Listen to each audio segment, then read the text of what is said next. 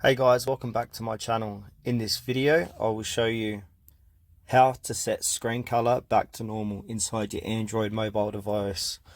Please make sure to watch this video to the very end so you don't miss out on important information and make any mistakes. In saying that, let's dive in. Alright guys, the first thing you need to do is head over to your settings app on your phone by either clicking the settings app or swipe down and click on the little gear icon top right hand corner of your screen. And then from here you want to scroll down and click into accessibility, which is there. And then from here you want to go to vision enhancements. And now where it says color inversion, you want to toggle that off. And then right under that, color adjustment, where it says grayscale, click on toggle that off. And now if I head back to my home screen, you'll see it's back to normal. So yeah, that's it guys for this video. Thanks for watching it to the very end. Please consider to like this tutorial and subscribe to our channel if you found it helpful.